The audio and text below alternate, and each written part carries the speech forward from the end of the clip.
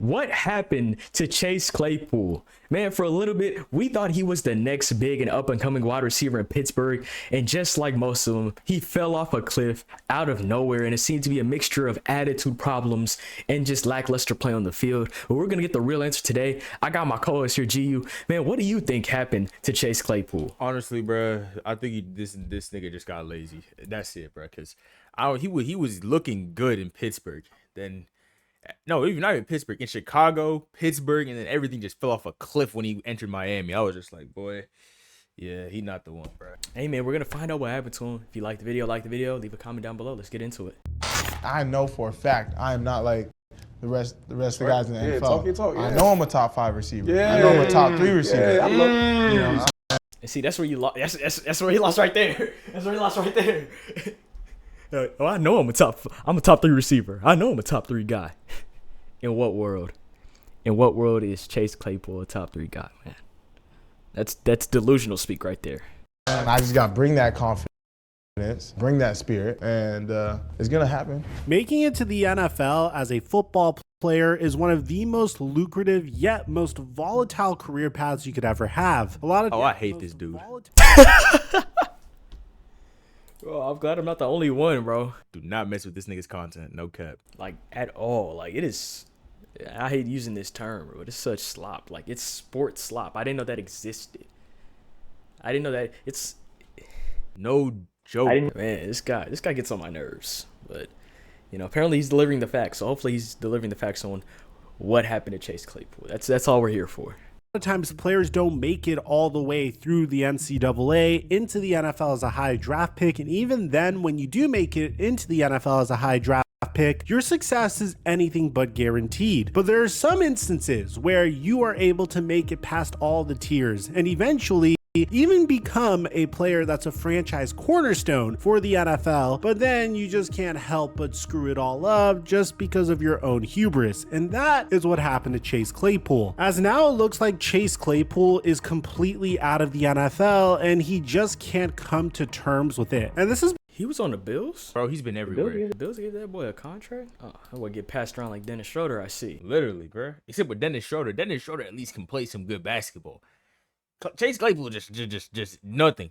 You get nothing out of him. Hey, you get hopes and dreams. Hopefully what is he, 6'4"? The 6'4" speed demon out of Notre Dame can do something for you. Before he's even hit his prime. During the 2020 NFL Draft, the Pittsburgh Steelers drafted Chase Claypool in the second round with the 49th overall pick, and a pick that quickly made Pittsburgh Steelers fans forget about Antonio Brown. Claypool exploded onto the scene in his rookie season while starting in 6 games, but also playing in 16 games. In those games, he had 62 receptions for 873 receiving yards and 9 touchdowns. Claypool's style of play was exhilarating because not only was he 6'4" and 230 pounds, but the man ran a 4.42 40-yard dash. All of these attributes combined earned Chase Claypool the nickname Maple. It's like 6'4", 230, and you can run a 4.4.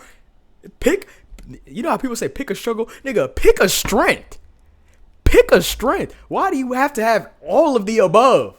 Why do you have to have all of the above? Like 6'4", 230, and I can run a 4.2. Okay, buddy. What's next? He got a 50-inch vertical? Shit, he probably does. I ain't gonna lie. Supreme route technician? It's not fair, bro. Megatron, and to be honest, for his rookie season, it very much... I forgot that. They were calling him Baby Megatron, something like that. Bro, if you're 6'4", 230, I'm calling you Baby Megatron too. Like, what? You run a 4.2, a 4.4. You're 6'4", 238, and you in your first season you had 9 touchdowns on 832 yards. Nigga, you are Megatron in the making. Just stay locked in. Bro couldn't even do that. That's on him, bro. That's on him. I think we forget how great Megatron was, bro. Like he had niggas in shambles trying to guard him. Like, I'm talking about when you're on the 1-yard line. Usually most teams is like, oh yeah, that's easy running 1-yard touchdown. Not the Lions. The Lions were like, throw it up to that nigga who's 6'5". He's gonna catch the ball. look like he could be a Calvin Johnson type of wide receiver if he locked in and worked on his craft. And in his second season in the NFL, it very much looked like things were heading in that direction. After helping lead the Pittsburgh Steelers to a 12-4 record in 2020, Claypool once again was a focal point of the Pittsburgh Steelers offense, teaming up with Juju Smith-Schuster to give the Pittsburgh Steelers a very promising wide receiver core for the future. Once again recording 860 receiving yards and 2 touchdowns in 13 games started. But there was just one major problem. It seemed like Chase Claypool was anything. I mean, 2 touchdowns though. Like we gotta put that in there. He like 2 touchdowns. That should have been sign number 1. That should have been sign number 1. That let's think about this. I don't know, because this dude also had 863 yards. So I feel like they were using him for like really just to gain yardage, and then really weren't going towards him when it came to like end zone plays. That's what I feel like, because you got the yards to say that, yeah, this nigga was nice as fuck. You got 863 yards of offense by yourself. I'm like, shit, you clearly you know what you're doing. They just don't seem like throwing the ball to you in the end zone, and who knows why. I mean, Big Ben had his reasons, but I mean, he was a fuck it type of guy. You know, if he had a tall guy, he's throwing it up to him in the end zone. I remember those days when he had Antonio Brown. It's like those are magical. He used to just, hey, crunch time, he's down there somewhere, and he's put that shoulder back and just find AB. Like, I feel like that's what Juju Smith-Schuster and Chase Claypool should have been, but I guess not.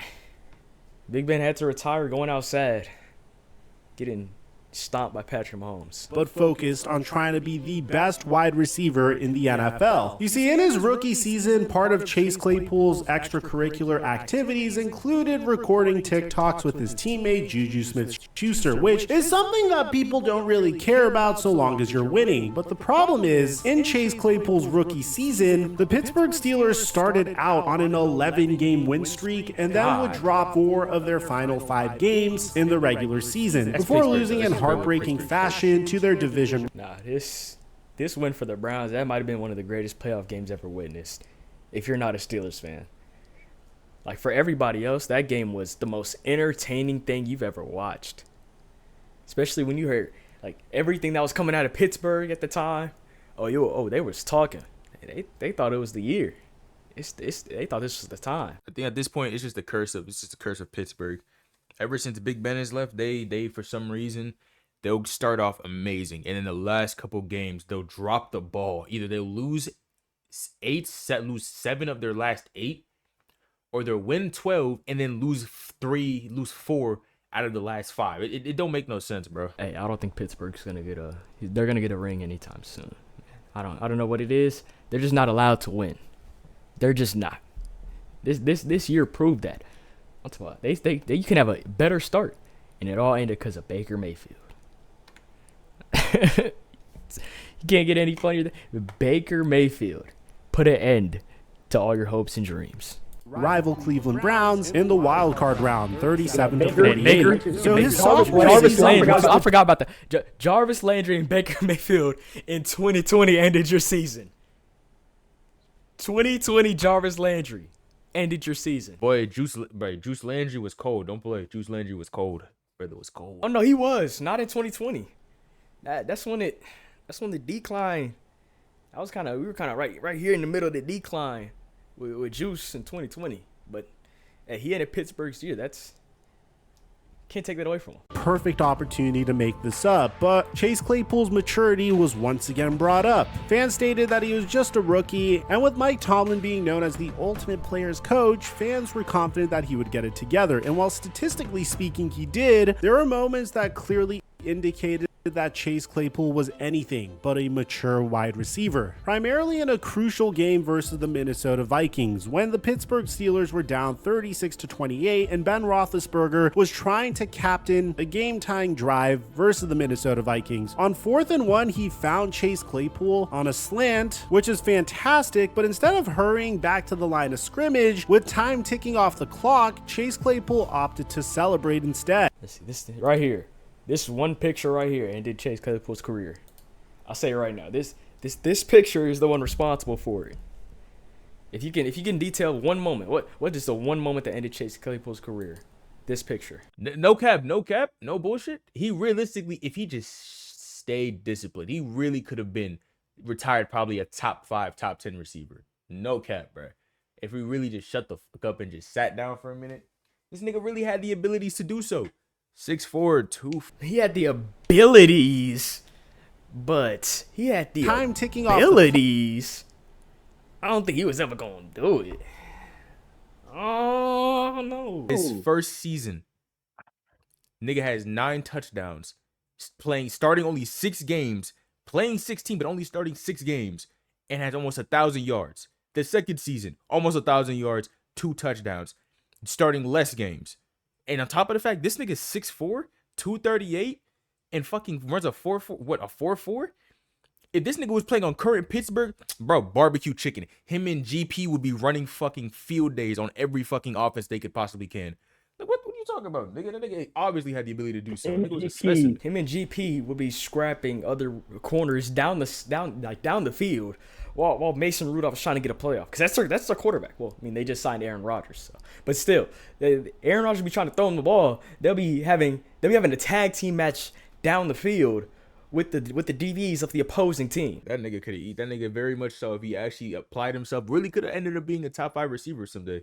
But shit, is what it is, bruh. Is what it is. Plus, that nigga also went to Chicago. If that nigga had just stayed disciplined in Chicago, oh, he's the wide receiver 1. That nigga's feasting in Chicago. Easy. Clock, Chase Claypool opted to celebrate instead. This was significant as the Pittsburgh Steelers had no timeouts left, and it looks even worse when you consider the fact that Claypool was benched earlier in the game. Did you bench Chase Claypool for a while? I did. Is that because of the penalty? Yes. Now, following the game, Chase Claypool was asked about the incident, and he did anything but hold himself accountable for his stupidity. Blames teammate. Hold on, let's just hear what he says. He ran down the field to come get the ball. The ball got knocked out of my hands. Is he about to That's what say cost us.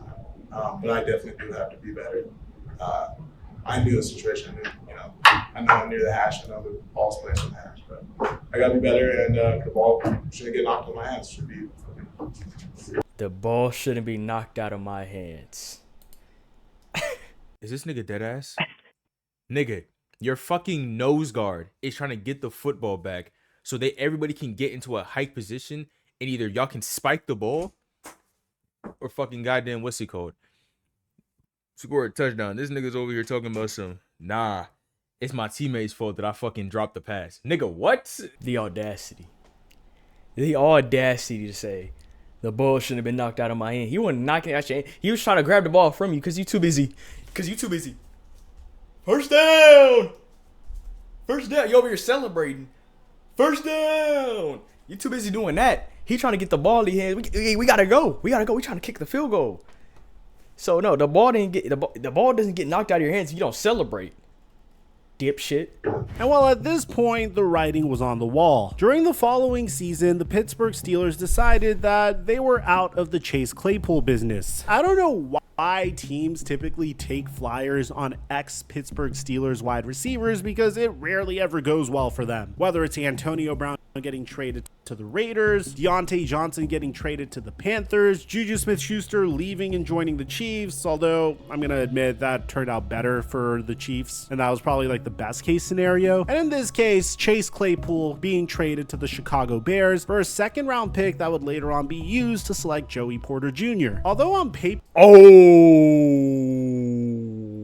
That's bad. You basically traded Chase Claypool for Joey Porter Jr. Yeah, no. Yeah. Chicago got to eat a L on that one. Even if Chase Claypool turned out to be okay. As Joey Porter Jr. is kind of locked down. A little bit. Wait. How did a second round pick turn to a 23rd? Hold on. Hey, bro, Steelers probably traded up. Oh, okay. This was a remarkable situation for Chase Claypool because now there's for a second round pick that would later on be used to select Joey Porter Jr. I may be a little slow. Oseji's not here. Oseji's here. Okay, so I read that completely backwards. Nigga. Yo, that number wasn't 20. Was that 32 before? I could have swore it said the 23rd pick. Am I dyslexic? Yeah, yes you are, bro. Let's go ahead and continue. How did Although on paper, I have to admit this was a remarkable situation for Chase Claypool, because now he went from the Pittsburgh Steelers, who had a huge question mark at the quarterback position, to the Chicago Bears, who didn't have a question mark at the quarterback position, at least not yet, but had a young up-and-coming quarterback in Justin Fields that they were doing their best to build around. Claypool would get traded in the middle of the season and was forced to build. Justin Fields should have been him. Damn. He should have been him. They should have given Justin Fields. Well, I mean, they did give him the proper opportunity. They just didn't give him the lineman. I really hope things turn out great for him in New York, bro. I hate the Jets, but I really hope things turn out good for him in New York. 2 teams with sorry linemen. It's crazy. And then the way Pittsburgh treated him, man, you just gotta feel bad for Justin Fields, cause they really let that man bring them out of the abyss, give the fans hope, and then say, here, take Russell Wilson. No more Justin Fields. Boy, I you know what? Actually, I ain't even gonna hold you. Justin Fields should not have been playing in Pittsburgh whatsoever. That nigga should have went to a whole different fucking franchise, because it was just like, nigga. He should have went to New Orleans, man. Hell to the fuck no. That nigga would have died in New Orleans. What you mean? The offensive line not that bad. Fuck? Are you crazy? What do y'all got in New Orleans, bro? Hey, bro. Nigga, y'all got gumbo and prayers. That's it. Nothing good's coming out of New Orleans. Okay, but he could throw it to Chris Olave. He could go back to the good old days when he was throwing it to Chris Olave. He threw it to Chris Olave, right? He's gonna get his fucking ass sent to the fucking Holy Spirit before he gets that pass off to Chris Olave. What are you talking about, bro? I don't know what you mean, man. Chemistry with Justin Fields very quickly, and ultimately he wasn't able to do it, only gaining 140 receiving yards throughout the 7 games he played and 14 receptions. Considering the fact that the Bears ended up having the worst record in the NFL, it's not a stretch to say that the Bears overpaid for Chase Claypool here. Now bear in mind, Chase Claypool is a 2nd round pick, so his 4th season is his make or break season. This is his contract year. If he's able to ball out and somehow come up with a 1,000 plus yard receiving season, or even a season that was reminiscent of his rookie year, then he could leverage that into getting generational money in free agency. Unfortunately, Chase Claypool... I'm sorry, it's been bothering me this entire video. That big ass front taper, bro. God damn. Oh, shoot. That high ass sky top. The Bijan boo boo dreads, bro. All right. I'm done. Wouldn't do that. In the 2023 season, Claypool went viral for failing to run block and for just being immature once again. Chase Claypool was frustrated by not being featured in the Chicago Bears offense as much, and in week 4 he expressed frustration with the Bears and stated that he did not believe the coaching staff put him in position to succeed. In the beginning of his make or break season, he even went on I Am Athlete and said that he's a top 3 wide receiver. I know for a fact I am not like the rest of the guys in the NFL. Talk your talk, I know I'm a top 5 receiver. I know I'm a top 3 receiver. You know what I'm saying? I just got to bring that confidence, bring that. I know Brandon Marshall did not just dap that nigga up, bro. It's fucking Brandon Marshall, bro. Nigga, where's your ring at? It's fucking Brandon Marshall. I don't know why I'm randomly hating on Brandon Marshall. No idea. I actually have no idea why I did that, but still. Don't dap that nigga up for that. Spirit, and it's going to happen. Hold on, And pause I this think video, it's so bro. funny whenever a wide receiver's biggest issues Rewind this shit. Did this nigga have a fucking maple leaf chain with a Decepticon logo on the front of this bitch? Oh! Oh! Bro, it's a different story if you were actually doing some cool shit your 3rd or your 4th season. My nigga, you play like ass those last 2 seasons you had, bro. I don't want to see you wearing that chain. Take that bitch off, man. Take it off. It's so funny whenever a wide receiver's biggest issues throughout his career was the 6'4", 230. 6'4", 230. That nigga ran through you. And then slammed your mans. You're 6'4". 6'4", 230? He ran through you and then slammed your mans. He slammed your boys. mature enough to latch on to multiple NFL teams, and then all of a sudden, Damn! I'm a dog. When I'm working, I'm like, Stop playing with that you know nigga what I'm that saying? game, huh? I'm a dog. And to come to his defense, it's not the craziest thing to say. Chase Claypool is a top 3 wide receiver in the NFL when he's focused about his grind and isn't being a distraction. But the problem with Claypool is he's acting like a diva before he's even brought forth the production to prove he's worth his antics. But at that point, it was too little too late. Ryan Poles said he wished Chase Claypool the best of luck moving forward in his career, and he even said, "I always look at things from a player's perspective. You have a player going into his free agent year, he wants to be productive and help us, and when things aren't going the right way, sometimes you get emotional, things don't work out, and you struggle to blend in and keep resilient and stay resilient with the rest of the crew. I think Chase is going to learn from this situation, we all will, and I wish him luck moving forward throughout his career." But what once productive wide receivers don't understand is as you consistently hop from team to team, the chances that your role lessens is significantly greater. And no wide receiver is safe from this, whether you're Chase Claypool in the beginning of the 2023 season, or even DeAndre Hopkins when he got traded from the Tennessee Titans to the Kansas City Chiefs. Yeah, I'm not gonna lie. Whatever Kevin Garnett music is, that you light my fire, you light my fire. You gotta play that for DeAndre Hopkins in a Chiefs jersey. You gotta play that for DeAndre Hopkins in a Titans jersey, in a Ravens jersey, man. Anything, honestly, anything post Arizona, man. You light my fire. That boy. It's unfortunate to see too that he's not gonna get his ring, man. Unless Lamar really what am I saying? I'm not even gonna say it out loud. A little bit different. He's an 11-year veteran at this point, and he was traded to the Chiefs in the middle of the season, and to be honest, he was still very productive for the Chiefs. But in Chase Claypool's scenario, he hasn't been productive for a whole year at this point, and there are question marks about his character, and now he's on his third team. The Miami Dolphins traded a 7th-round pick in the 2025 draft for him, and he only had 4 receptions on 26 yards that year. So instead of locking in and trying to figure... I don't know who that 7th-round pick turned into. Y'all got fleeced, bro. It don't even matter, bro. We had picks to spare that year. Is what it is. I don't want to hear it, bro. That 7th-round pick could have been Tom Brady 2.0. It also could have been Mr. It could have been nobody, bro. Figure out a way to make it work with the Chicago Bears. Chase Claypool opted not to run block when he was asked to, acting like a petulant child, and getting traded to the Miami Dolphins, where he was literally wide receiver number 5. So last offseason, the Buffalo Bills decided to trade Stephon Diggs to the Houston Texans. So their wide receiver room was very much in flux because the only wide receivers they had were Khalil Shakir and the newly drafted Keon Coleman, alongside Curtis Samuel. All of these wide receivers are very talented, but none of them were proven to be #1 wide receivers. Keon Coleman was... Also, this is extremely random. I like Curtis Samuel as a wide receiver. I don't know why. It's such a random wide receiver to like. It's like when I used to like T.Y. Hilton. I don't know. It's that same energy. It's like I just like Curtis Samuel. Like what is a random wide... good enough time. What is a random wide receiver you just like for no reason? He can't be on your team either. Ooh, I ain't gonna hold you. Nico Collins. Nigga nice as fuck. I ain't gonna hold you. That's not a bad pick.